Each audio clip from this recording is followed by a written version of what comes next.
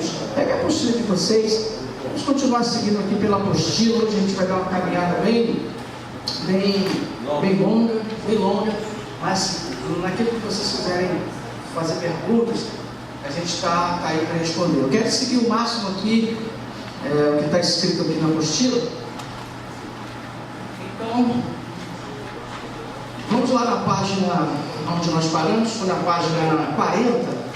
A gente vai pegar aqui um pedacinho da antiga lição. Vamos entrar aqui nas novas lições aqui, tá bom? Se você tiver alguma dúvida, pastor, faz uma pergunta e a gente responde. Legal? Vamos começar? Página 40? Então vamos lá. Está escrito assim, ó: Deus, a partir do Novo Testamento, passa a revelar-se ao homem não mais apenas como Deus Criador, já falamos sobre isso, mas cumpre a promessa profética de redenção, apresentando-se à humanidade como Deus Redentor, que eles ainda não conheciam. E ainda que os homens continuem pela sua busca desenfreada em negar ou provar a existência do Deus uno e trino, o ato de crer que a Bíblia é a palavra de Deus, revelando a si mesmo ao homem, não depende de estudos e pesquisas, mas vem pela fé. E esta também é uma dádiva gratuita de Deus, derramada ao homem sem o conhecimento da qual se torna impossível a transformação do caráter decaído do homem. Deus, em sua onipotência, decretou desde o princípio que redimiria a humanidade, ainda no Éden, falamos sobre isso também, após a queda. O Novo Testamento é Deus em seu poder, realizando aquilo que decretou pela pessoa de Jesus. Então aqui a gente dá uma encerrada em termos, nessa parte falando sobre aliança, né? E nós vamos entrar na aliança de Cristo. Eu gostaria de, antes de começarmos a ler, descer algumas coisas até para a gente se enquadrar e vocês também poderem fazer algumas perguntas. Nessa parte que fala sobre a aliança de Cristo, a gente vai começar a entender que Cristo é superior a Moisés. A gente vai começar a entender que Cristo é superior ao sumo sacerdote. A gente vai começar a entender que a aliança de Cristo, ela é maior, ela é eterna, ela é definitiva. Quem consegue pegar isso? Está entendendo isso? Né? Quando a gente entra nessa aliança de Cristo, a gente começa a ver que as coisas se expandiram um pouco mais. Eu não tenho, às vezes eu quero falar, mas quero trazer o máximo para quê? Para não entrar no Antigo Testamento, para não confundir com a aula do pastor Carlinhos. Mas só para que a gente possa entender uma coisa: quando a gente está no Antigo Testamento e a gente vê toda aquela aliança e todo aquele sacrifício, a gente vê, primeiro, vamos dizer assim, por pessoa pecou, oferece um sacrifício, e aquele sacrifício faz uma expiação transitória, falando sobre isso, transitória para o pecado daquela pessoa, certo? Pegaram? Mas também é feita para esse povo aqui, ó, Israel, ou seja, para o povo judeu. É uma aliança feita para o povo judeu. Nenhuma outra nação ao redor de Israel era obrigada a seguir as cerimônias, os sacrifícios que foi dado para Israel. Você pega isso? Você entende isso? Então quem era judeu entrava nessa aliança. Por pessoa, pequei, vou lá no sacerdote, no sumo sacerdote, vou oferecer o meu sacrifício. E ele também, o sumo sacerdote, fazia a expiação pelo pecado de todo Israel, de todo o povo hebreu. Quando a gente entra na aliança de Cristo, isso aqui vai mudar. Isso aqui vai mudar. E a gente vai ver isso no capítulo após esse, né? Só para a gente entender que quando a gente entra na aliança de Cristo, já não é mais por pessoa, vem comigo, já não é mais para somente, né, para Israel, mas já vai passar a ser para toda a humanidade. Entendeu? Porque Deus precisava de um povo santo. Qual é esse povo santo? É Israel. Esse aqui é o povo de Deus, é o povo escolhido. Até hoje é o povo de Deus. Dele nasceu quem? Jesus. Certo? Vem comigo? Dele nasceu Jesus.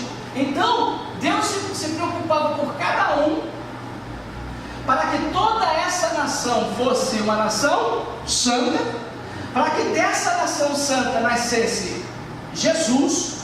E quando a gente entrasse nessa aliança do Novo Testamento, Jesus não vai alcançar só pessoa, nem um grupo de pessoas, ele vai alcançar toda a humanidade. Quem pegou? Amém? Amém. Então, nós estamos falando disso. Não tem a gente como eu falar sem entrar um pouquinho aqui na antiga aliança. Mas você pegou isso aqui, amém? Então nós estamos entrando nessa aliança e vocês vão me ajudar. Vamos lá na leitura? Vamos correr um pouquinho? Desde o início da sua aliança com Israel, no Sinai, o Deus único, aqui ele se apresenta como Deus único ainda, tá bom? Estabeleceu claramente a expiação do pecado do homem. A expiação do pecado do homem só seria possível por meio de uma oferta de sangue. É o que nós já explicamos. Pecou, oferece uma oferta. Você entende isso, amém? Quem entende isso no Antigo Testamento? Amém? Glória a Deus. E esse animal tinha que ser puro, tinha que ser sem defeito, tinha que ser um animal perfeito, um cordeiro perfeito, tudo certinho. Por quê? Volto a frisar. Porque tudo no Antigo Testamento, tudo no Antigo Testamento aponta para o Novo Testamento. Tudo no Antigo Testamento aponta para Jesus, não tem como sair, aponta para Cristo. Então, até mesmo o cordeiro, até mesmo o sacrifício que era oferecido no Antigo Testamento, ele tinha que ser um cordeiro perfeito, tinha que ser um animal perfeito, sem mancha, sem defeito, entendeu? Tinha que ser tudo perfeito, porque ele apontava para Cristo, não podia ser qualquer coisa. Então vamos lá, continuando aqui na página 40, Aliança de Cristo, puro e sem defeito, apontando desde o início em que os sacrifícios foram instituídos para a figura redentora de Jesus. Levanta a mão aí, não quero constranger ninguém, mas só para dar uma sacada. Quem leu a carta aos Hebreus, que eu falei semana passada? Quem pegou a Bíblia e leu a carta aos Hebreus? Eu li no meu trabalho, liguei lá liguei lá o computador, e enquanto o pessoal conversava fiado, eu peguei e li novamente. Vocês leram, amém? Estão comigo? Todo mundo leu? Não leram? Então, nós temos mais acho que 2 aulas aí. Então, dá uma ligadinha lá no trabalho, em casa, é rápido, gente, Eu acho que são 12 capítulos, é coisa rápida. Vocês vão ter uma sacada assim tremenda a respeito de todo esse assunto aqui, porque a carta aos Hebreus é demais para explicar isso aqui, está tudo esmiuçado, tá bom? Para que vocês entendam melhor. Então, a tarefinha aí para a próxima aula, hein? De novo, carta aos Hebreus, legal? Então, tudo apontava para a figura redentora de Jesus. Página 41. Vamos lá. O princípio da expiação do pecado pelo sangue fez o homem entender que nem a sua própria morte expiaria os seus pecados. Vocês estão lembrados das formas de justificação que eu coloquei no quadro semana passada? E aqui está dizendo, nem aquilo, e nem se o homem morresse ele mesmo, isso não ajudaria. Eu quero pagar com a minha morte. Não vai adiantar. Não adiantaria para ter os seus pecados expiados. Ainda que esse fosse o preço que ele deveria pagar. Pagaria pelo seu próprio pecado com a morte, mas ainda assim não haveria de expiá-lo. Não haveria expiação. Pois apenas o sangue de alguém derramado, puro e santo, poderia conceder a expiação pelo erro. E como não há outro em que a pureza e a santidade sejam sem mácula, a não ser em Deus, somente uma aliança de sangue com o próprio divino poderia expiar o pecado da humanidade definitivamente. Entendeu? Então, fazendo uma alusão à aliança de Cristo, no Antigo Testamento, o animal tinha que ser um animal sem manchas, um animal que não podia ter defeitos, o animal tinha que ser um animal totalmente puro, separado, para se fazer aquele sacrifício, apontando para Cristo. Não haveria como ter um sacrifício para toda a humanidade baseado na morte de um animal, de um cordeiro, de um sacrificar. Não teria como. Não teria como. Até porque nós já falamos que a aliança antiga, o sacrifício antigo era transitório. Era cada vez que o cara fizesse um erro, ele teria que sacrificar o animal. Hoje já não é assim. Certo? Está acompanhando? Vamos lá? Qualquer coisa para aí, a gente precisa dar uma lida aqui. Mas como fazer o homem, não somente os judeus, compreenderem a necessidade de um Redentor? Somente pela tomada da consciência de sua total pecaminosidade e degradação. E este foi o foco de 3 anos do ministério de Jesus e da preparação dos seus discípulos para darem continuidade ao ministério de Cristo. Como fazer a pessoa entender que ela precisa de uma redenção? Como fazer a pessoa entender que ela está em pecado, que ela está errada e que ela precisa de um Salvador? Aqui está dizendo aqui que Jesus veio para fazer exatamente isso, somente a consciência de sua total pecaminosidade e degradação. Uma pergunta: pode existir alguém que olhe para si e ache que está certo? Pode? Pode. Você afirmou assim, né? Pode? Você já viu essa situação da pessoa errada e achar que está certa? E bater o pé mesmo, né? Eu estou certo. A gente encontra muitas pessoas assim. Eu estou certo, né? É verdade. Porque a pessoa não alcançou a consciência de que ela está errada. E isso é difícil demais. Isso é difícil demais. Se a gente olhar para a nossa própria família, quantos têm filhos aqui? Vocês têm filhos, né? Quantos são casados? E tem os solteiros. Tem algum solteiro aí? Tem solteiros aqui também. Olha, como é difícil, os pais vão saber agora, às vezes, para a gente colocar na cabeça do nosso filho que o que ele está fazendo é errado. Você está comigo? É ou não é? Quem é pai aqui? Está vendo que o camarada, né, que o filho, que a filha vai se dar mal, né? Mas ela não consegue, ou ele, o filho, não consegue pegar aquela consciência de que ele está errado. E aí vem casamentos errados, vem escolhas profissionais erradas. Como eu lutei, Samuel, com Giliardi, desculpe, né, os professores, eu lutei para ele não ser professor. Lutei, cara, peraí, não faz isso não, você está novo, tem teu pai para te ajudar, cara, eu posso te ajudar a fazer uma outra faculdade. E assim insistiu de ser professor. Aí fez a faculdade, se formou, passou na prefeitura do Rio, trabalha como professor. Na segunda semana abrindo daqui dele lá, a cabeça dele. Aí ele já ficou bem assim mesmo. Aí eu falei: rapaz, eu te falei, cara. Eu te falei que professor hoje não vale nada. Aí agora está fazendo curso preparatório para fazer a prova do Tribunal Regional Federal. Porque na segunda semana já abriram a cabeça dele lá na sala de aula, um aluno daqui. São escolhas, né? Mas quando eu falava com ele, ele não acreditava. Ele teve que passar por uma experiência para ele sentir. Então é a chegada da consciência. Caramba, rapaz, meu pai tinha razão. Primeira semana já abriu na minha cabeça que ia ter que levar um esporro aqui na cabeça. E ele me falou tanto. Rapaz, vai trabalhar no escritório aí, no ar-condicionado. Não quis, agora vai ter que ralar um pouquinho sozinho, deixa ele lá agora. Né? Mas é tomada da consciência.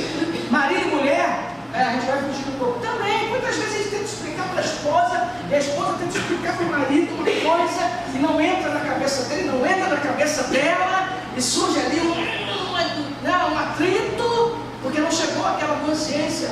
E às vezes você passar por uma experiência, só depois, olha que você tinha razão. Então, não tem como a pessoa olhar para si e compreender que ela tem a necessidade de um redentor, de uma salvação, se isso não chegar na consciência dela. Como fazer então para chegar na consciência dela? Está escrito aqui: 3 anos do ministério de Jesus foi isso. João Batista já chegou pregando o seguinte: arrependei-vos e convertei-vos, quer chegar no reino do céu. Jesus chegou pregando a mesma mensagem: arrependei-vos e convertei-vos, e tentar mudar a consciência da pessoa, mostrando a necessidade de uma salvação, de uma redenção. Porque do contrário, a pessoa não entende. Quem já trabalhou com dependente químico sabe como é difícil. Dependente químico só sai da dependência química se primeiro ele aceitar que ele é um dependente. Senão, mesmo sendo cristão, orando, levando para tudo que é lugar, é muito difícil tirar se ele não tiver essa consciência. Dependente do álcool é a mesma coisa. Se ele não entender que aquilo está prejudicando ele, trabalho, família, etc., é difícil ele sair. Ele primeiro tem que ter a consciência daquilo, sabe? E quando Jesus chega, ele chega tentando mudar essa consciência. Gente, isso é muito difícil. Não é fácil, não. É difícil. E nós falamos na semana passada a respeito do remendo de pano novo em vestido velho. Quem lembra disso? Colocar vinho novo em odre velho. E aí, o que Jesus queria falar para os fariseus? Queria falar para eles? Queria falar: olha, eu estou trazendo uma coisa nova, mas se vocês não se absterem das coisas velhas, vai ficar difícil. Quem está entendendo? Não, glória a Deus aí.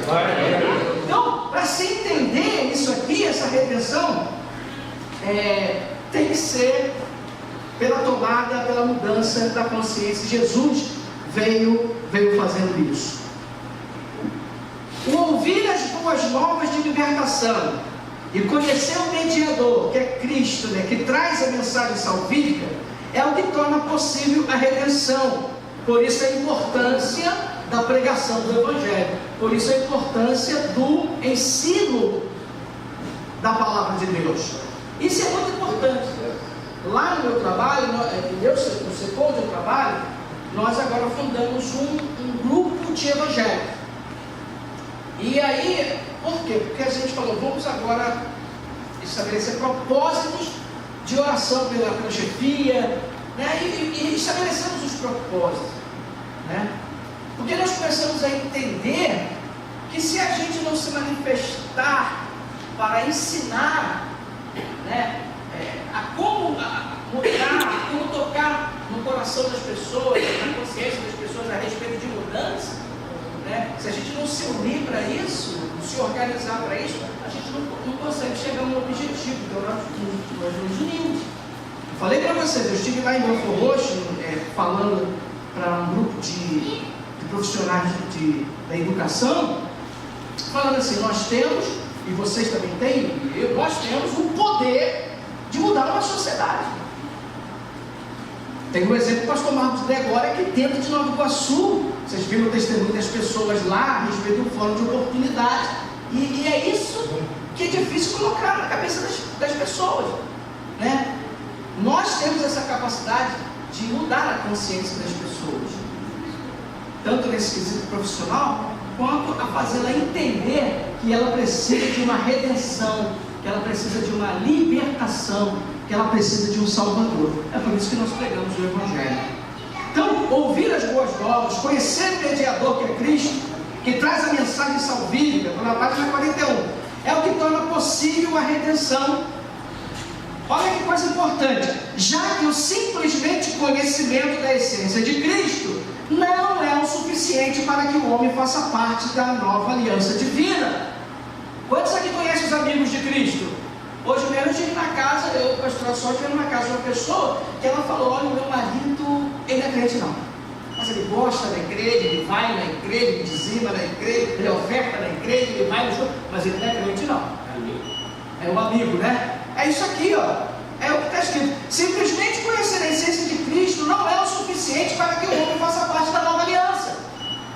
Quantas pessoas nós conhecemos assim? Amigos de Cristo, dizimam, oferta, vai no culto, bate nas tuas costas aqui, tu pensa que o cara não, tu tá na não. Só vem aqui, só tá, assistiu o culto, vê como é que tá, mas nunca se converteu. Nunca se converteu. Agora, mas o crer no papel mediador e redentor de Cristo é o que torna possível fazer parte da aliança. Gente, tem que crer em Jesus, tem que ter fé em Jesus, tem que aceitar Jesus e principalmente tem que entender essa essa aliança. Se eu perguntar, qual é o nome da irmã? Débora. Irmã Débora, a senhora crê que Deus te salvou, certo? Te salvou de quê? Deus te salvou do pecado. Ok, Deus te salvou do pecado. Qual é o nome da irmã? Ana, irmã Ana, a senhora entende que Jesus é o seu redentor? Mas em que sentido ele é o seu redentor? Ele salva a gente. Sim, não é uma constrangir não, é para a gente bater um papo. Ele salva a gente de tudo, né? Nosso corpo, nossa alma, nosso espírito. Até para isso, para a gente ter uma vida nova totalmente, até uma mudança de mentalidade. Uma mudança de mentalidade. Vou perguntar um varão agora, né? Qual é o seu nome, filho? Você de óculos?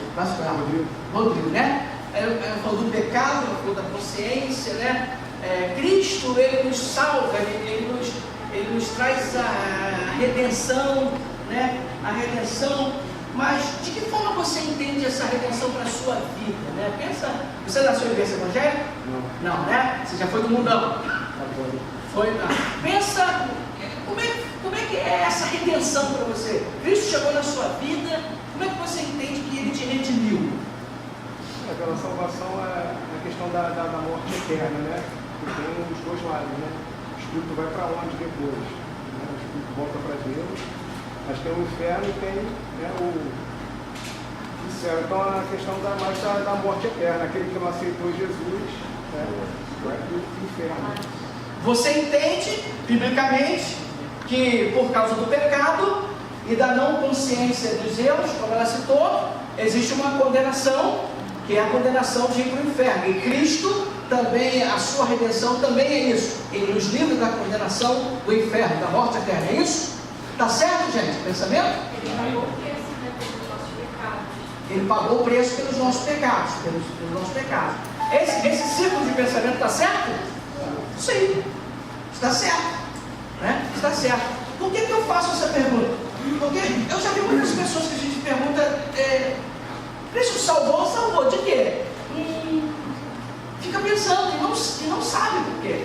E o que está falando aqui é que nós devemos ter a consciência, nós devemos saber. Nós devemos saber do que nós estamos sendo salvos. Porque vivia em desgraça, ele me redimiu. Me tirou daquele salto de Davi, né? Me tirou de um charco de lodo, me tirou do lamaçal, me pôs sobre uma rocha. Quem é a rocha? Jesus, e colocou um novo cântico nos meus lábios. Só um 40. Pode falar aqui. Marcelo. Desculpa, eu cheguei muito atrasado. Marcelo, olha só, a gente esbarra aí também, eu vou falar assim um pouco de mim, porque eu trabalho com a área de saúde mental.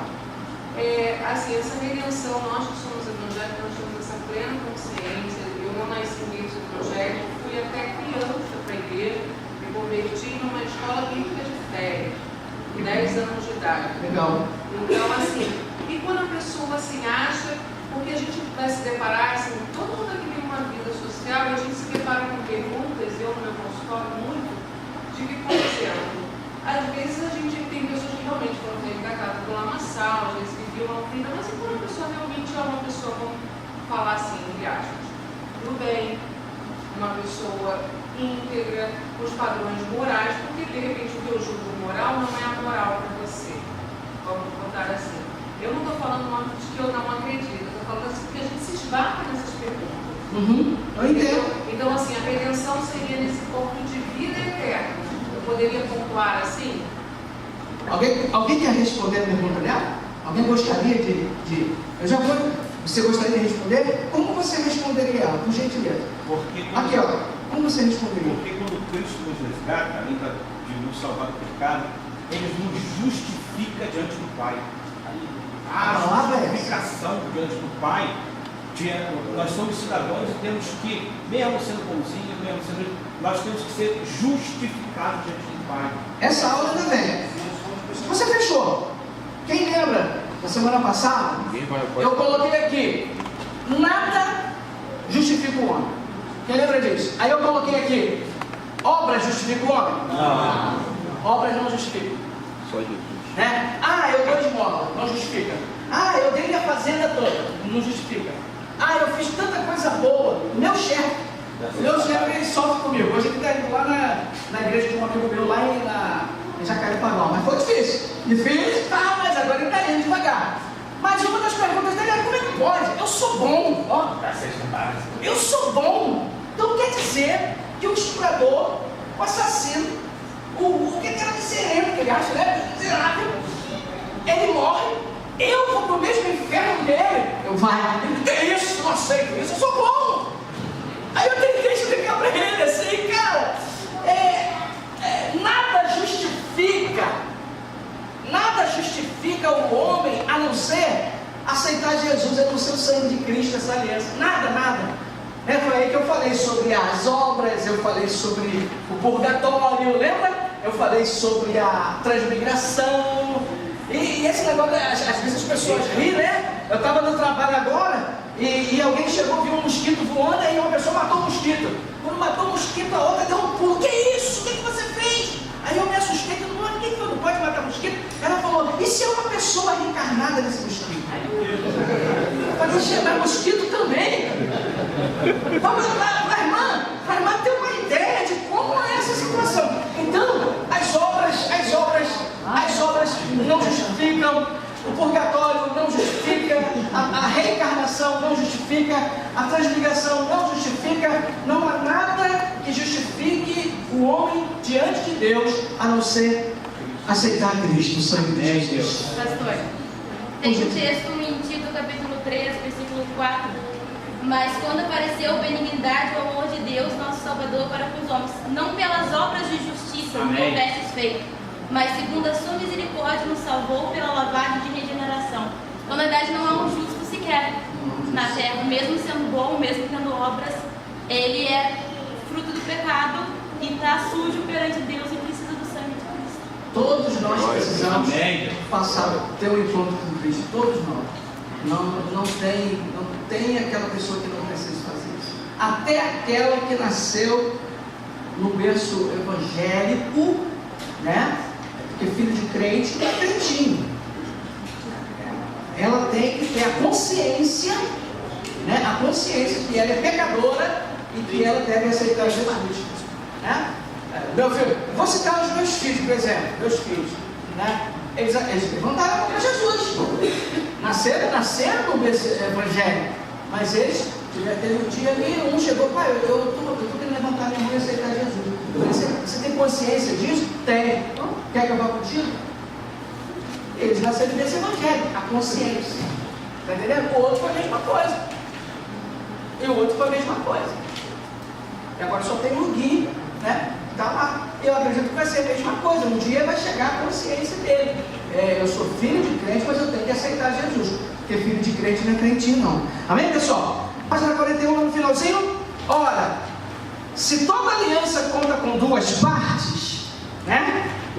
Deus e a humanidade, né? Envolvidas em acordo e com a promessa e responsabilidade firmada pelo pacto. Nós falamos sobre isso. Toda aliança, todo pacto tem seus compromissos. Você entende isso, amém? Amém. Na aliança do casamento não tem os votos? Amém. Não é assim? Toda aliança, todo pacto tem compromissos, tem promessas, tem responsabilidades firmadas. Escute isso: se uma das partes envolvidas nesse compromisso não fizer jus para honrar o que lhe cabe, a mesma aliança não se consolidou, pois apenas um dos lados cumpriu a sua parte. Página 42. Ora, toda aliança é irrevogável. E Deus não revogou sua aliança com o homem. Não foi Deus que revogou, presta atenção nisso, a aliança com o homem, mas sim aquele que não crê no Filho de Deus, é que não tomou para si a sua parte no compromisso para viver a salvação da nova aliança. Por isso, há tantos fora do plano da salvação de Deus, pois, por não terem fé na revelação de Cristo, excluíram-se si mesmo. Não é Deus que excluiu. A pessoa é que se exclui, ela não aceita os compromissos, ela não aceita o que foi estabelecido pelo pacto daquela aliança. Então, isso é uma coisa que deve ser muito observada. O que é observado? É que toda a aliança, ela tem compromissos, ela tem responsabilidades, ela tem promessa? Tem, mas ela também tem responsabilidades. Quando a gente vai se batizar, não sei como foi o seu batismo, por exemplo, mas quando a pessoa vai se batizar, você faz uma profissão de fé. O que é a profissão de fé? Você entende que Jesus Cristo morreu na cruz do Calvário, é o seu Salvador, sim, entendo. Você se compromete a ser um membro fiel aos cultos, a ser um dizimista, um ofertante? Sim, a profissão de fé é isso, certo? Mas aí a pessoa faz aquela profissão de fé, é uma aliança, mas depois ela não cumpre aquilo que ela mesma fez antes de descer as águas. Ela está quebrando um pacto, ela está quebrando uma aliança. Você entende isso, amém? Porque todo pacto, toda aliança tem promessas, mas tem responsabilidade, não tem jeito. No casamento é a mesma coisa que assim. Então, quando a pessoa não cumpre, ela está se excluindo, ela está quebrando aquela aliança. A aliança, ela é irrevogável porque Deus não vai quebrar. Deus não vai quebrar a aliança dele, Deus vai continuar na mesma posição dele, a mesma palavra. Mas a pessoa é que acaba se excluindo e quebrando os seus votos que deveria cumprir. Você entendeu isso, amém? Quando a gente entra aqui no Deus de todas as nações, a gente vê uma introduçãozinha aqui, quando nós explicamos que no Antigo Testamento Deus falava para uma pessoa e falava também para todo Israel. Aqui, na nova aliança de Cristo, o sacrifício de Cristo, a morte de Cristo, ela não foi para uma pessoa e não foi para uma nação. Já falei, ela foi para toda a humanidade. Agora vocês rapidinho, que a hora já está se indo, e a gente aqui, isso já foi falado, só para a gente esclarecer melhor. Por que essa aliança é para todo mundo? Como que é para todo mundo? Como que essa aliança alcança a toda a humanidade? Você pode me ajudar nisso?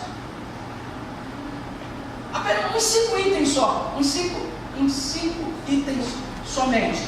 Por que a aliança de Cristo, ela alcança toda a humanidade? Por que consegue alcançar todo mundo? Pelo amor de Deus ao homem. Pensa em sacrifício, pensa na divindade de Cristo. Por que os sacrifícios eram repetitivos e agora não são mais repetitivos? Pecado. Por quê? Pelo pecado. Pensa. Porque Jesus é um sacrifício perfeito. Ele é um sacrifício perfeito, então ele não precisa ser repetido, certo? Ele é único, ele é perfeito. Deu pra entender?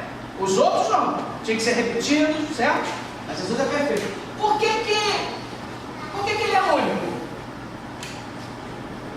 Pensa na divindade de Cristo. O Filho de Deus. E Deus é o quê?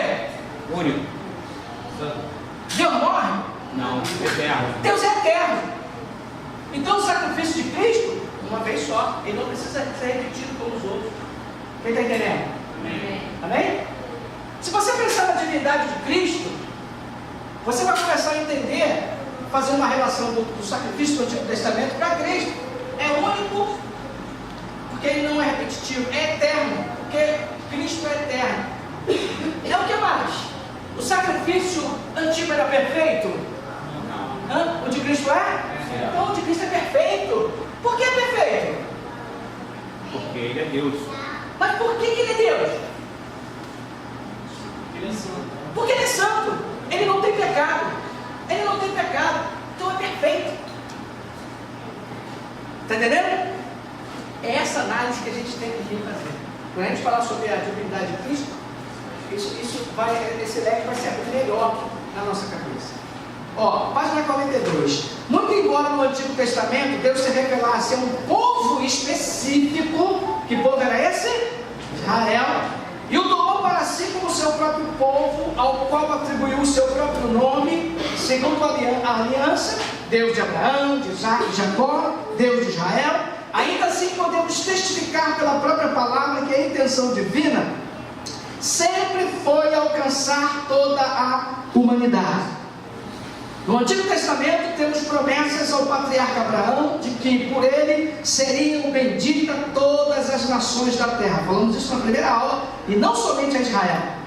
Vejamos o que diz o profeta mais messiânico da Bíblia, Isaías, o que mais profetizou sobre a nova aliança. Isaías 56, 5. Darei na minha casa e dentro dos meus muros um memorial e um nome melhor do que filhos e filhas. Um nome eterno darei a cada um deles, que nunca se apagará. Também os levarei ao meu santo monte e os alegrarei na minha casa de oração. E os seus holocaustos e os seus sacrifícios serão aceitos no meu altar, porque a minha casa será chamada casa de oração para todos os povos. Então, a nova aliança agora não vem só para uma nação ou só para um povo. Ela vem agora redimir todos os povos. Ela vem alcançar todos os povos. Quem foi o apóstolo precursor?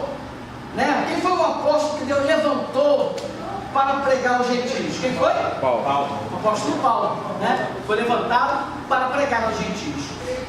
Veja bem uma coisa. Nosso irmão na semana passada, ele perguntou a respeito do sábado. Eu estive pensando muito a respeito do sábado. Não do sábado em si, né? Que a Bíblia Jesus já declarou quem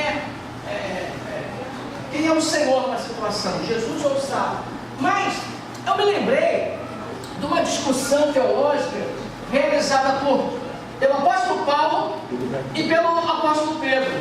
Certa vez Pedro queria que todos os gentios, você vai lembrar disso, Pedro queria que todos os gentios se circuncidassem. Quem já leu isso na Bíblia? Pedro um dia sermona, agora quem for de outros modos, que aceitar, vai ter que se circuncidar. E aí houve uma divergência teológica entre Paulo e Pedro, né? E a gente pode, se a gente for conversar a respeito de algumas coisas entre o Antigo e o Novo Testamento, daquilo que era feito com Israel, a gente vai ficar se esbarrando, né, no que a gente pensa ser uma divergência, né? Mas a gente deve entender que todas essas coisas do Antigo Testamento, elas apontavam para o Novo, né? Elas eram um tipo. O tipo é uma figura de linguagem, né? O tipo é uma sombra. O tipo é uma variação, tá, das coisas futuras. A gente já falou sobre isso. Cordeiro é um tipo, uma figura de linguagem, é uma sombra de quê? De Cristo, certo? O tabernáculo também. Se a gente for ver na Bíblia, a gente às vezes tem que falar isso aqui para que vocês possam acompanhar o raciocínio. Quando a gente vê lá Abraão, quando a gente vê acho que Eleazar, certo? Quando a gente vê, acho que é Rebeca, não é isso? Vem comigo. E a gente vê quem? Isaac, né? A gente vê Abraão, Eleazar, Rebeca, e a gente vê um encontro. Abraão pede a Eleazar para prover uma esposa para o seu filho Isaac. Isso aqui é uma tipologia muito bacana. Do que? Abraão simbolizando o Pai, Deus, ok? Eleazar simbolizando o intermediador, que é o Espírito Santo. Olha que legal. Rebeca é a noiva, e Isaac é o filho, né? Que seria Jesus. Eles são um tipo, né? Abraão, um tipo do Pai, Eleazar do Espírito Santo, Rebeca da noiva, Isaac do filho, né? Podemos dizer na figura de linguagem que Abraão, Eleazar, Rebeca e Isaac é um antítipo de Deus, Jesus, o Espírito Santo e a igreja. Isso é uma figura de linguagem, porque tudo no Antigo Testamento aponta para Jesus e aponta para o Novo Testamento. Está pegando? Agora, esse Jesus, ele vem anunciar, né, o Evangelho. Primeiramente, lógico, os judeus, eles foram sendo alcançados em primeira mão, em primeiro lugar, porque, como eu falei para vocês, o povo de Israel é o povo de Deus até hoje. Não toca em Israel não, que Deus fica irado até hoje, é o povo dele. Entendeu? É o povo do Senhor. Por isso que Deus abençoa Israel lá no meio do deserto, na água, no deserto, acontece de tudo lá, porque Deus está com aquele povo lá. Está cercado por inimigo, mas os inimigos não conseguem derrotar eles, porque Deus está lá. Então Jesus vem agora, não só para um e não só para uma nação, ele vem para toda a humanidade, ele vem anunciar para todos os povos. Então ele começa pregando para os judeus, ele começa anunciando aos judeus, mas ele não exclui a possibilidade de outros serem alcançados. Tanto é que alguns discípulos de Jesus, quando via alguém pregando, alguém expulsando demônio, né, vinha para Jesus logo faz uma reclamação: e eu vi lá um grupo pregando, eu vi lá um grupo expulsando demônio, quer que a gente vá lá mandar parar? Não, vem comigo no ajunto, espalha, deixa de lá, não importa que seja pregado. Jesus já vai abrindo a porta, a guarda, e depois vem os apóstolos fazendo isso. E o apóstolo Paulo foi um grande missionário que foi levar, né, o Evangelho a outros povos. Então todos os povos foram alcançados pela mensagem de Jesus. Parte do que está escrito aqui a gente já falou, na página 44. Eu queria, uns 3 minutos aqui, estou acompanhando aqui no laptop, né? Parte do que a gente falou aqui, a gente já disse lá no seguinte, já disse lá no início, né? Pela descendência da mulher em Gênesis, está escrito aqui na página 44. Eu quero entrar aqui nesse Deus Trino, que nós já falamos uma parte, eu quero ler com vocês. No Novo Testamento, Deus se revela pela primeira vez a pessoa do Pai, do Filho e do Espírito Santo. Revela-se como um Deus Trino, nunca antes revelado ao homem, e sobre o qual não precisamos distorcer as Escrituras para testificarmos essa trindade. Por que ele fala dessa forma? Porque muitas pessoas não acreditam na trindade, certo? Não acreditam Pai, Filho e Espírito Santo. Assim como muitos não acreditam na tricotomia humana, né? Corpo, alma e espírito. Tem gente que não acredita. E muitos não acreditam na trindade. Aqui temos um exemplo, logo na página 45, já foi citado por nós, quando Jesus passa pelo batismo. Ao sair da água, é inaugurado a revelação do mistério da trindade. Pois o Filho sai da água, o Espírito Santo pousa nele, assumindo a forma corpórea de uma pomba, e o Pai falando do céu: este é o meu Filho amado, em quem me comprazo. Mateus também nos deixa claro o mistério da trindade quando cita: ide pelo mundo e pregar o Evangelho a toda criatura, batizando-os em nome de quem? Do Pai e do Filho e do Espírito Santo. Então aqui nós temos exemplos, né, exemplos na Bíblia a respeito da trindade. Falamos sobre isso aqui, ó.